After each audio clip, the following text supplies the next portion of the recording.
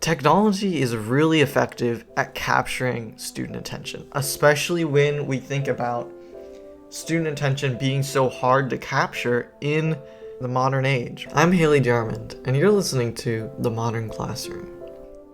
We will get back to the complexities of student attention and distraction, but first, just think about, while maybe some mindless assignments where students have to use their phone could be prone to allowing students to slack off in class. That makes sense, right?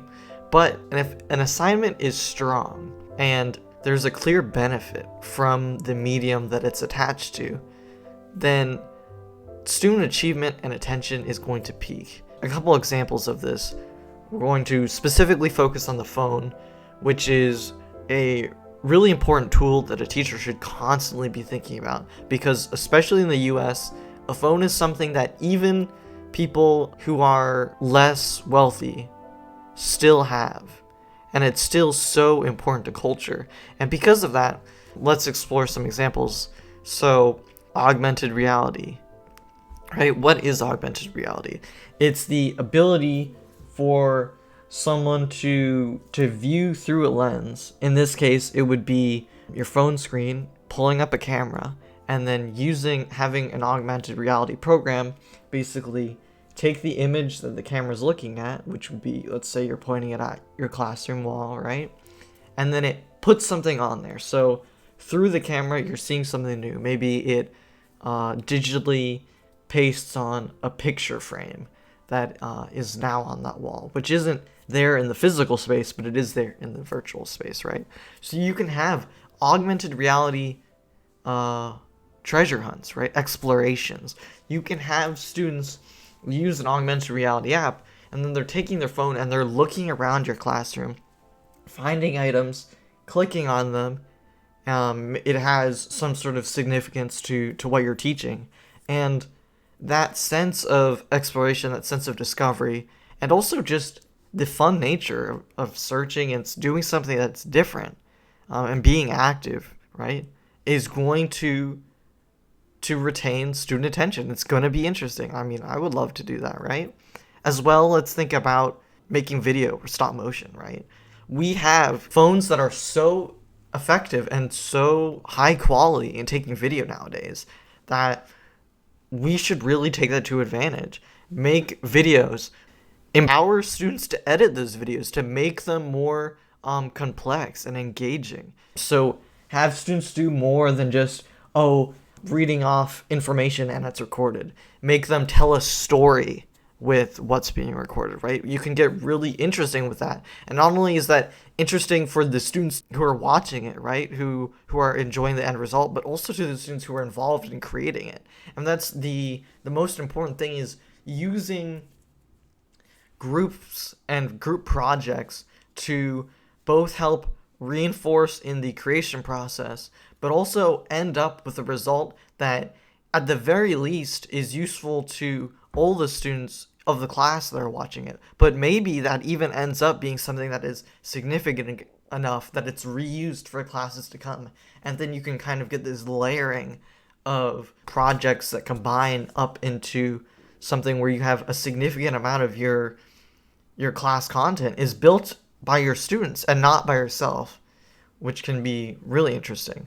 But going back to the examples, digital art just in general is really interesting because, we think of it right now as maybe just being, you can draw some things digitally that are 2D, and maybe you can get a bit more complex with 3D, but really thinking about it, you can get so creative with digital art in terms of creating GIFs and doing VFX, as in making something that is more photoreal, something that's rendered through your computer, right?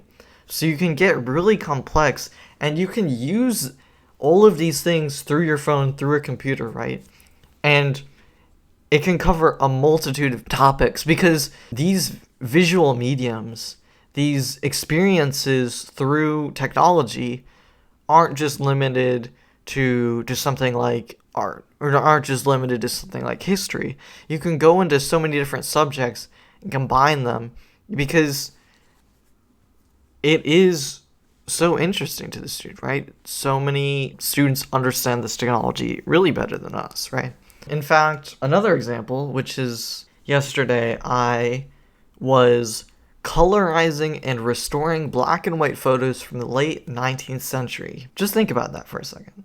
I was using a website that leverages an AI that has studied photos, maybe hundreds of thousands, possibly even millions of photos. It has studied them and determined how it can look at a black and white photo and it can update that with color that looks like the photo was or either, if not originally in color and just not at the highest quality, or it looks like it was almost painted, right? It has a greater visual element, but also it's kind of partially restored, so there is more detail to the photos, less imperfection in cracking or something that age would have done to these historical photos, right? So there are so many implications in that, just in the history subject alone, of being able to take a picture of a historical figure, to be able to take a black and white photo, and then by bringing it into color, students are better able to relate to that person, right? So, and also it's just more eye-catching too. It's better for attention, right? So there are a lot of value to that as well. Going in further, right? Deepfakes. What are deepfakes? They are, again, going back to an artificial intelligence studying photos. It's literally a program being taught with pictures of human faces and expressions, how a human face changes and moves, right? So I am able then to use this program and give it a picture, and then it can change that picture, maybe take a general person's face, and then change that person to be smiling, right? But you can get more complex than that. You can't just shift their facial expression. You can make video where you take a still image and then make it where that person's head turns slightly, right? You have somehow been able to gain extra details of the sides of the face because the program has studied the sides of other human faces and has been able to connect it, right? And then even further, you can have, convert that picture into the figure singing or doing something fun, right? And at first, this is almost like a gimmick because it's not quite at the level of advancement, right, where it has massive implications. But at the same time, we can use this where, imagine if, even as not pristine as it can be, having a historical figure, sing a song or tell something to a student, right? It's a bit of a gimmick, but a student is surely going to remember that because it stands out. And as well, just in general, to be able to visualize a historical figure with them moving and in color, even if they're not saying anything, makes it easier for a student to relate to them and easier for a student to see them as relevant, right? To connect. So, and that's just now, right? In 5 years from now, what's the technology going to look like? We can do so much more from that. And it will be really interesting because we will be able to make these things so much more realistic and so much more engaging. I'm going to give some tips on using technology in the classroom. First of all, use audio to your advantage, right? Now, there's a couple different ways that you can go with this. White noise. White noise is surprisingly really important. Things like white noise during a test. I remember speaking to one of my old biology teachers, and she said how she specifically would turn on the air conditioning during a test because of the white noise that it offered, right? So there's these little things that you're constantly thinking about to make it easier for students to to focus. You get rid of that complete silence of just pencil scratching, right? That could be distracting and stuff like that. So being able to use a white noise machine, or being able to just put on some white noise through your speakers, right? And this could be, whether it's during a test or throughout the classroom. It can help students focus, and it can also just be relaxing, right? Using wave noises as white noise, right? But going beyond just that level of background noise, what if you used music, right? Think about theme songs of an epic during a history lecture. Now, obviously, I'm using a lot of history examples because I'm studying history, right? But there are a lot of different ways that you can make it where the music complements what you're teaching. If you're going into a really interesting, detailed exploration, right? You want something that enthralls the students, right? Or maybe you're just telling a more silly thing. Complement that, right?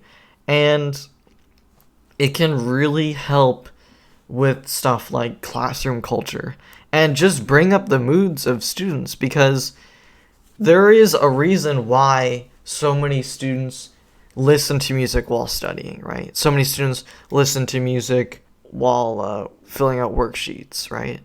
And obviously, if you think it's appropriate, you should give that opportunity to students when it's correct. But at the same time, why shouldn't you, offer your own more neutral music, right? That can shape the tone of things, right? As well, how comforting do you think it would be to enter a classroom and you just hear the sounds, like natural sounds, the sounds of nature?